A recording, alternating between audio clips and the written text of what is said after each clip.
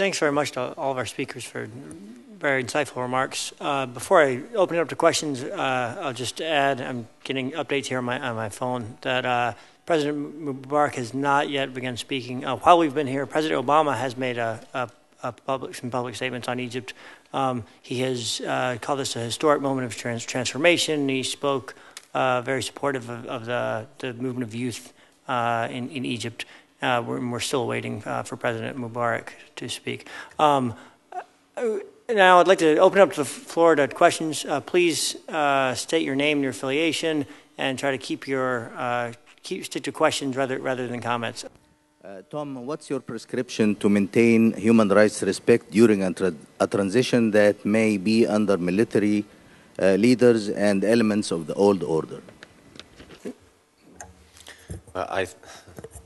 I think the focus should be on the what rather than the who. Whoever may be in charge of the transition, the standards that we hold them to are going to be the same. And I mentioned some of them. Lift the emergency law, stop harassing, detaining, beating, torturing activists, journalists. This may still be going on. We've had cases in the last couple of days. Some of them, and many of them, in fact, the military was responsible rather than the usual thugs from the state security agencies. And begin very rapidly making the legal and constitutional changes that are necessary to reform the Egyptian state and to lead to free and fair elections. Whether it's Mubarak or Suleiman or a committee of army officers or ideally a more inclusive caretaker government that includes the opposition, we would have the same standards. Viola Ginger from Bloomberg News. I wanted to ask all of the participants what your thoughts are about the role of the military if Mubarak does step down today or step aside in some way. What do you see as the role of the military going forward, and how do you see a new government? I mean, if the officers who are in charge, who Mubarak placed in charge, are members of the military as it is, does this constitute a coup, or what would follow in most likelihood? I would have said yesterday that Egypt is essentially a military state. So if power is now formally transferred to the military, it may not be such a big change. And perhaps it's fair to say that it's not a coup. Because, just in the last 2 weeks, we have seen military officers assume growing roles in the Egyptian government as the government struggled to respond to these protests. In any case, whether you call it a coup or not, clearly today, Egypt is a military state. And what that means is that the Egyptian military needs to be made to feel responsible for the actions of the state as a whole. If the security police round somebody up and beat them, the military can't say, it wasn't us, we didn't do that.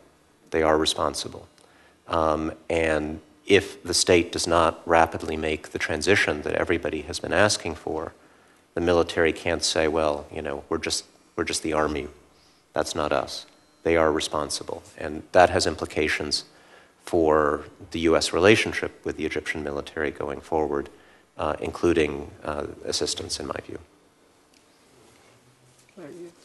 I would echo much of what Tom has said. I think the military has played a pivotal role in Egypt and in its transition. This question as to whether or not we can call it a coup, I think very much depends on how the military behaves. Does it, in fact, play a role of helping to transition the country to some form of democracy, or does it fall back on a reflexive response and resort to tried and true practices? I think it's important for us to understand that the military is as vested and as entrenched in the status quo as President Mubarak. I mean, the military's interests in the Egyptian economy are significant. As Tom said, I mean, it has been always at some level a military-backed government, if not a military regime. So I think time will tell. The jury's out. Here I think it will be essential for the United States to leverage its military-to-military relations to help ensure that this transition that the Egyptian population is crying out for, in fact, takes place. And the aid also can play a very important role in that leveraging. Yeah, the problem is I'm not sure that we have, from what I'm reading, I don't really know, we probably don't really the kind of close organic ties to individual senior military officers that in other historical parallels we might have had. But just a couple other thoughts. One is, so far I've been, like my colleagues, trying to read everything I can find on the internet and elsewhere. I think the Egyptian military is kind of a bit of a black box here, organizationally and politically. It's obviously intrinsically an opaque institution, and it's not been as ripe and productive a target for academic analysis. But there is some evidence that there are very, very significant generational cleavages within the Egyptian military. When you have a regime that is as deeply corrupt and massively drenched in exploitative rent-seeking as this one is, and it's not, Saudi Arabia or Venezuela or some kind of oil state, there are rents to be collected, but there's a finite limit to them. And then, the greed at the top is just so avaricious that I have a hunch that the middle-ranking officers just are not sharing in the booty to the same degree. That's one point. The second point is, if I were the Egyptian opposition coming together and preparing to enter into negotiations for a transition, a political pact, the deal I would offer is the one that was on the table in some of these transitions, and that is, I would draw a thick line in time between the current moment and the past, and make clear there's going to be no amnesty for violations of human rights going forward. So they can protect themselves for what they've done in the past, and that will be left to some future fact-finding commission.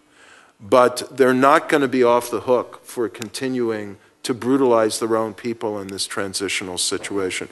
It's a painful thing to make any compromise at all. But if you don't offer concessions, they will, as I said, fight to the end as a life and death struggle. Thank you. Ibrahim Hussein. Can you hear me? Okay. I live here in Washington, D.C. I'm an Egyptian American, and I really admire Larry Diamond, for your article last Sunday about what Egypt has to do after Mubarak. Now Mubarak is gone or about to be gone. I really would like to hear your advice, or the panel's advice, about what to do. The first item in the article is to keep the opposition united. I'd like to get some advice from you. I'm in touch with the opposition in Egypt. I'd like to get some practical advice.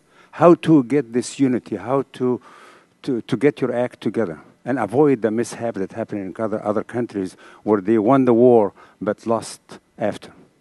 Thank you. Okay. Well, I think the single most important thing that needs to happen in that regard is that there's kind of the opposition of the square or the streets and the opposition of the Committee of Wise Persons and other prominent personalities who are kind of less militant but certainly want to see a significant regime change. I think they need to merge, in essence. So there needs to be some kind of grand alliance of all these groups. They need elected leaders. Wael Honim may be one of them. El Baradei might be one of them. There might be, an Islamist member as well. I can't imagine it could be fully credible if there's not some participation probably from some representative of the Muslim Brotherhood. But, you know, there needs to be a coalescence of all these groups. They need leadership. I'm sorry. I believe in democracy and the spontaneity of Tahrir Square and the degree of self-organization. I wish we could resurrect Alexis de Tocqueville and plant him in Tahrir Square. I think he would just be blogging away in fascination. But, you know, you've eventually got to get to structure, organization, strategizing. And if you read the literature on democratic transitions, particularly the seminal book, what we call, you know, in amusement in my profession, the little green book, but not the one that Gaddafi likes to brag about, by Philippe Schmitter and Guillermo O'Donnell, Transitions from Authoritarian Rule, Tentative Conclusions about Uncertain Democracies. I highly recommend that book to everyone in the room. It was written in the mid-1980s with Southern Europe and Latin America in mind. Of course, there are limits to the parallels. But the dynamics of a transitional situation and what's needed to unify the opposition and fragment the regime and then engage in a pact, and how you use mobilization, but selectively. You can't sustain mass mobilization, but you can threaten it if you pull it back. You can threaten it again if the old regime tries to renege on the promise of a real transition. So I think learning some of those insights, strategically, organizationally, politically, and pulling together these disparate elements into a body, a grand alliance, you know, directing steering committee or council, and having perhaps a smaller council of 3 or 4 leaders to negotiate with the regime. It's very important that the regime not be able to choose, as it has, you mentioned this, I think, Tom, who it's going to negotiate with and divide some from others. My God, if there's anybody in the world that's good at divide and conquer, it's the rulers of this region, and not least Egypt. So that would be the single most important piece of advice that I would have. Larry talked about the importance of sort of merging these two opposition groups, the sort of opposition in the street and the others that seem to be somewhat divided from them, including the Council of Wise Men and some others that have, I think, I hope that there's will be a real opportunity for that merging to take place now. From my perspective, we've been in touch regularly every day during all of this with a lot of our contacts on the ground, including activists in Tahrir Square. And my perspective is that the main division between those two groups has been that the people in the street have stood by this insistence that they're unwilling to negotiate with the government until Mubarak steps down, and that the Council of Wise Men and some of the others, more official opposition, have already undertaken negotiations with the government, and that was frowned upon by those in the street. If Mubarak is to step down imminently, then I think that should hopefully open the road for real merging of these two groups. One more note I'll add is that it was announced on Egyptian state TV now that President Mubarak is now scheduled to speak at 10 p.m. Cairo time, which is 3 p.m. our time.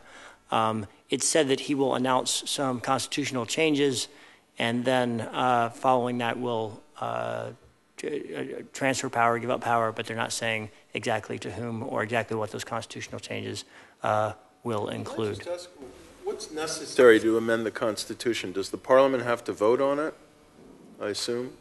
The President has to initiate it. And then what's the Although next Parliament step? can initiate as well, and then the Parliament has to approve it. So what do they do? Then convene this, kind of farcical Yes. Parliament and have And it order it to do its job, which is what it's there for.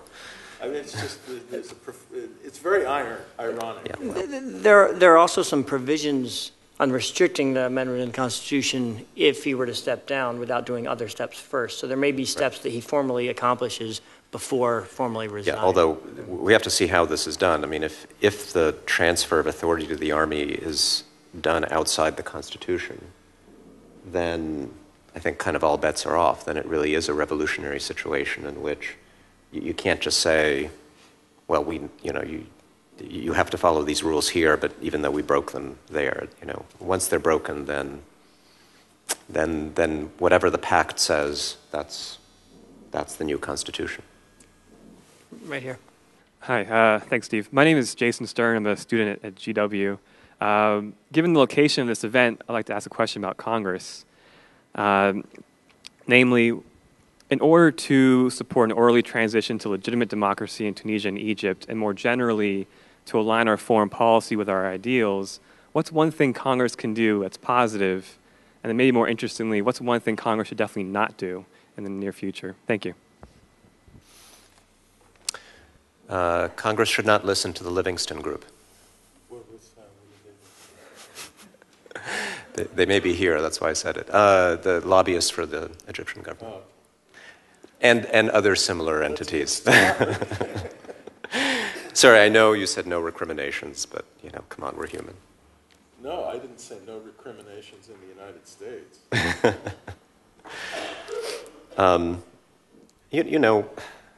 In the Egypt case, Congress, as we've all said, this is not over, and Congress still needs to watch very carefully what happens. Congress appropriates the aid. I'm hopeful that events in Egypt over the coming weeks and months will allow for the U.S.-Egyptian relationship, which is indeed very important for a lot of other reasons, to continue. But I do think that it's very helpful for members of Congress to say that that relationship is dependent on what the Egyptian government does. It's very helpful to the administration, this or any administration, in its negotiations with a government like Egypt, to be able to say, look, we're reasonable, we're your friends, but those crazies in the Congress, they may cut your aid or they may impose sanctions, they may do something unreasonable. It's a good cop, bad cop relationship that smart diplomats can play to the advantage of the country. So, next time we face something like this, members of Congress should have that in mind.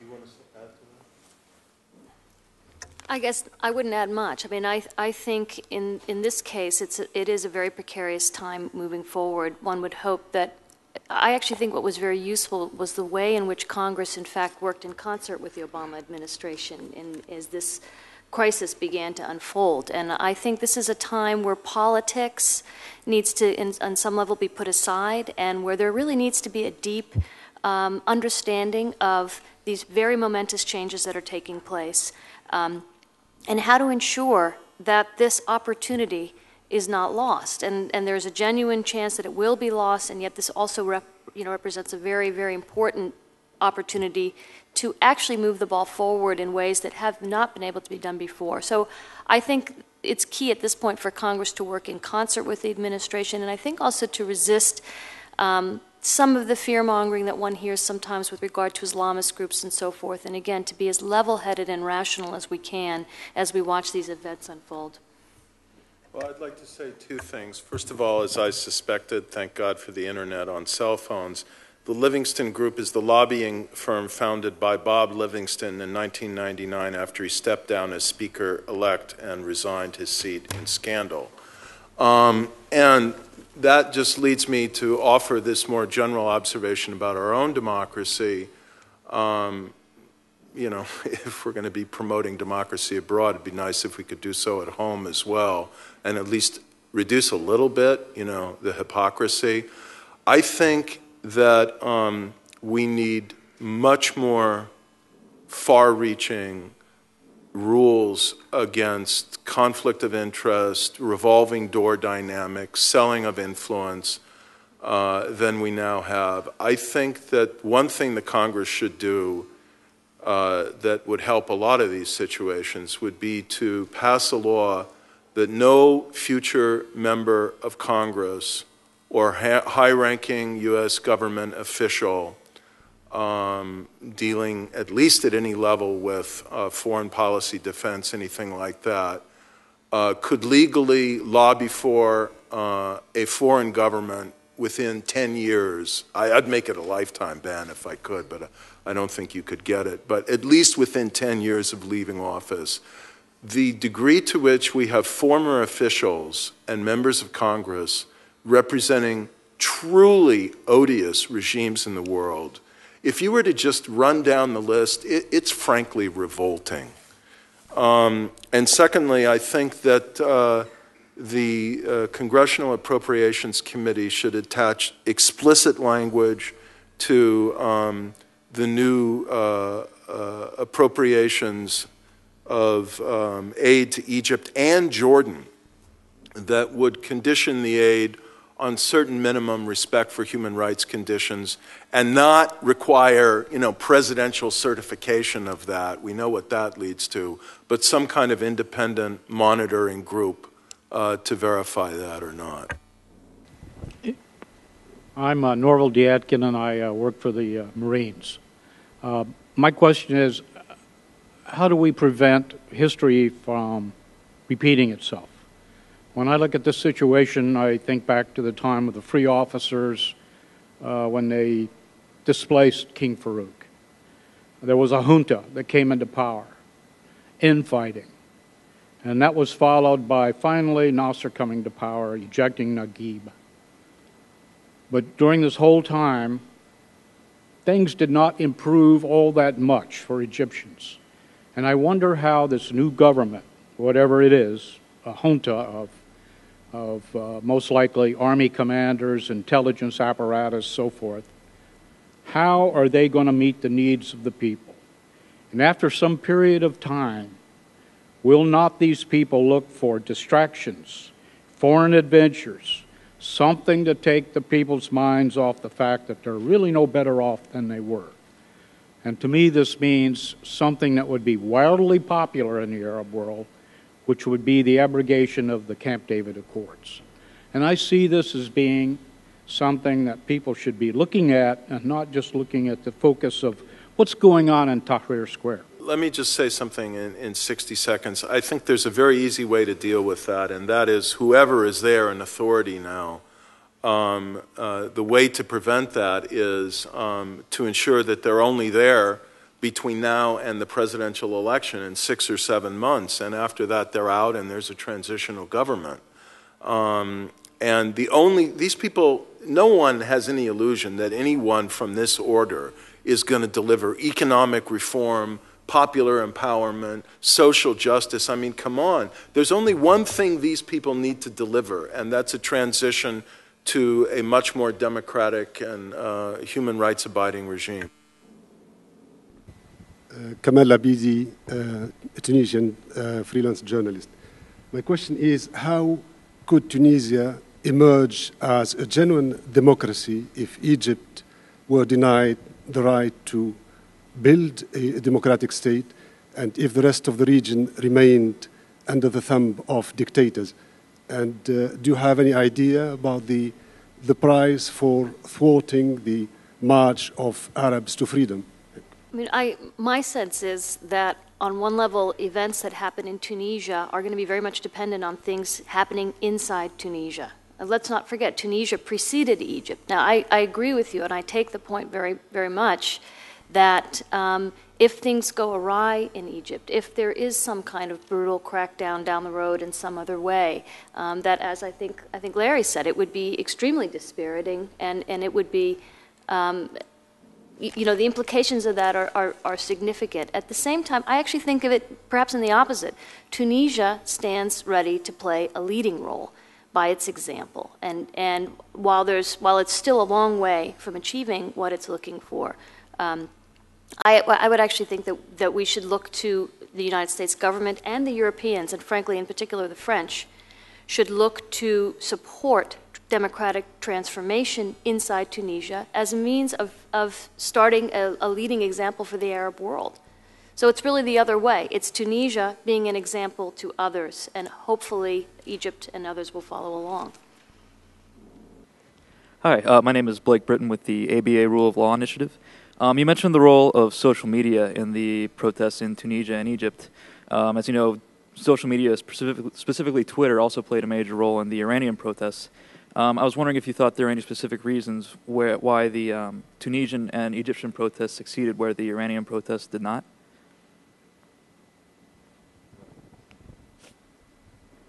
Exaggerate the effect of social media. I mean, it's easy for starry-eyed people to say that, Twitter defeats tanks, but it doesn't. If a regime is willing to kill people, if it has that will and that determination, you know, you can be on Facebook all you want, doesn't matter. What social media can do is to help people organize. It can give them a space that isn't as regulated by the government to get people out on the streets and to organize themselves and figure out what they stand for and get the courage to make those initial steps. But, you know, violence is still a very, very powerful thing. I might just add one quick point to that, and that is, I think, let's not forget that there was a period in Egypt where the internet and everything was shut down. Yes. And so, nonetheless, people found a way to continue to organize, to continue to mobilize. And so I would also say, let's not overestimate the role social media plays. Again, I think it goes back to this intangible of people losing their fear and people deciding this was it. They were going to do whatever it took. And so I think we all become very enamored of social media and Twitter and so forth. And Iran is an example where, as I noted earlier, regimes can exploit this technology for their own ends, as happened in Iran. And also, it's not the only ingredient, nor necessarily the most significant one in terms of determining whether or not uprisings and so forth mobilize and gain momentum. Just a few other thoughts. First of all, don't assume that the Egyptian uprising has succeeded. I mean, even if it forces Mubarak out, I mean, in the end, what does that matter if you get more or less the same regime persisting? Secondly, I mean, there are very credible reports that there was a plane on the tarmac waiting to take Ayatollah Khamenei out of the country. That's how close it came to cracking. This was a near-death experience for the Islamic Republic in Iran. And why did it not prevail? Well, I do think Tom is right, that they had massive ability to mobilize force. They couldn't rely on the army, but they had the Revolutionary Guards, and don't underestimate the power of the Basij, which was unleashed. I mean, there are far more of them than of these, camelback thugs that rode through Tahrir Square. And I think that Iran is a lesson in an instructive lesson in what happens when you don't have adequate organization, leadership, and strategy to an opposition movement. It's another way of saying it can't all be social media. But Mousavi just wasn't up to the challenge, frankly. He was in opposition, but he was still, had historical roots in the regime. And I think he blinked, and those around him, and I think that was a factor too. My name is Dick Rosen. I'm with the Council for a Community of Democracies. I have a strategic and a tactical question. The strategic one is, how many of these uprisings are needed to convince the policymakers that the people really count in foreign policy as a strategic factor, that democracy counts? I went to a lecture recently, and eminent political science in this town talked about the future of our foreign policy in a deficit era and never mentioned the word democracy at all, as if it was immaterial to so-called hard power. The second question concerns one that Larry raised regarding proportional representation. How can you have proportional representation and still achieve the unity, the grand alliance in an election sense, so that you don't have a bunch of disparate parties that completely dissipate the whole operation? Hi, Andrew Albertson. Thanks to the three of you for a really insightful panel. Hopefully one of the lessons I hope is sort of coursing through Washington right now is that neither revolution or stagnation is really an ideal outcome from the perspective of U.S. interests. So maybe it's a useful time to look past the Egypt-Tunisia case, look at the rest of the region, and think about sort of supporting political reform 101. I'd love to hear from each of you just your top couple points. How could U.S. diplomacy or U.S. approach towards the region change to more effectively support gradual political reform? Burhanettin Duran from George Mason University. Well, at that time of the protests and the process of democratization in the region, is it meaningful to present any model examples like Turkish model or Tunisian model to the peoples in the streets of the Middle East. What do you think about that? Tom, if you'd like to. You asked how many more of these it will take for people to realize that. The answer is 27. I don't know. I do know that, well, I'm certain that President Obama has spent more time thinking really hard in the last 2 weeks about democracy in Egypt than he has spent in the last 2 years thinking about Egypt's role in the Middle East peace process or in counterterrorism. Whether that translates into a realization that whether one likes it or not, these kinds of events are important and deserve attention before they happen, I don't know, but it's certainly true. You know, my top 2 things. I don't know. You know, I'd like to see the president go back to the Cairo speech and kind of redo it in light of these events and use his voice. I think America's voice is still our most potent weapon, and I think we have a president who has the potential to deploy it in a way that has enormous impact on the way people think. And these are revolutions of the mind. You know, it's what goes on up here that determines the outcome to these things.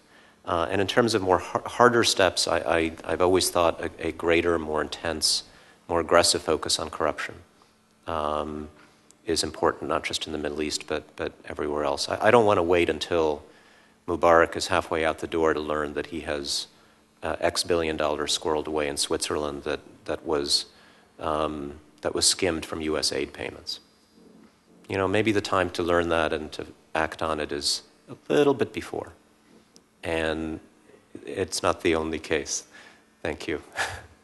Good reaction. Well, I strongly endorse those sentiments and observations. Very quickly, I just am going to kind of speculate again. I really don't know, but I think President Obama and kind of the White House National Security Council staff has been far, and the president's press secretary, as opposed to, let's say, other people who are speaking, have been, you know, gravitated toward a much sharper, more appropriate stance here than some other people in the administration. Keep in mind, no administration is one coherent entity. There are a lot of actors, there are a lot of divisions, a lot of people saying different things. And I think, by the way, after these 2 weeks of contemplation, Obama is changing, evolving, and moving to a better place. Whether it's the realist in him or in the idealist in him, I see this evolution. I think the problem's in the career State Department, if I may say so, and people who should be reading the Council for a Community of Democracies, handbook for diplomats on how to promote democratic change, because most of them still have, I think, particularly people dealing with this region, too much of a mindset that privileges stability and the, quote, peace process, end quote, over everything else. On proportional representation, you can get opposition alliances. You've gotten them in Iraq that aggregate a lot of small parties into broader groupings to contest, but it also still preserves a lot of flexibility. One thing I think we've learned is that PR and high degree of inclusiveness is particularly useful during a transitional period, but can become a hindrance as you enter later on. So I'd put a sunset clause on that would kind of force a reconsideration of the electoral system down the road. And finally, in response to Andrew's question, I'm not sure I favor orderly and gradual political reform any longer. I think the word orderly should be excised from the rhetoric of the Obama administration at this point, because it can too easily become a code word for some preservation of the old order. And I think the emphasis should be on genuine and expeditious reform that is peaceful and negotiated rather than imposed and violent. Very quickly, I'll take first to comment on the Turkish model. I think it's a very important and useful model that many in the region themselves have already pointed to as being potentially useful and exemplary for governments, for new movements as they arise. And so I think it's actually a very important and useful model to consider, but I don't think it's our job to promote that. I think that's something that's organic in the region. I do think we should be promoting dialogue between Turkey and Turkish organizations and Turkish, the AKP and others in the Arab world. I would, in terms of this issue of how many more uprisings will it take, and maybe I'm the biggest optimist in the room, I actually think Egypt has been a watershed, not just for the region, but I think for our own foreign policy making apparatus in terms of, one, how badly we were caught flat-footed and by surprise. Secondly, the dynamism of what was happening on the ground. And third, I hope the opportunity, and I would very much underscore the qualifier of promoting genuine reform. I think, Andrew, my response to your what two things, I think we really need to look very, very candidly at our own involvement with democracy promotion over the last decade or so in the region and ask ourselves, how much of those tens of millions of dollars or however much it is, how much did they really accomplish on the ground? Or did they in fact further entrench some of these autocratic regimes? And here I'm talking about things like assistance to the Egyptian parliament, for example, which we all know is a rubber stamp organization. So why throw money into something like that? I think this is actually an important time for us to really review kind of what role we've played. And then I think the last point is, as a former State Department employee, I have to take a little bit issue with your comment. I think it's not just the State Department where our policy has been sort of privileged towards stability and the peace process. I think it's a mindset throughout the entire foreign policy establishment, both in the executive and in Congress. And I hope that what we're seeing in Egypt will promote a fundamental rethinking of the ways in which, in fact, these changes on the ground, as dynamic and perhaps scary as they are also things to be promoted in the name not just of what's happening in the region, but actually in the name of long-term U.S. interests. I think there's some amount of dislocation that is inevitable in these processes, and to constantly have shied away from them, I think, has put us in a worse position. And so I'm hoping that Egypt really will be a watershed in terms of our own interaction with that part of the world. Okay. Thanks very much to all of our speakers, and thanks to all of you for attending. We'll be having lots more events like this, probably even more than usual in the time ahead in light of the current developments. I'll add probably our next event on the Hill will be a public event focusing particularly on Tunisia, including a couple of Tunisian political activists that we'll be bringing here in a few weeks, including Amin Ghali, who's the author of the policy brief we published recently. So thanks. So we'll see you all soon.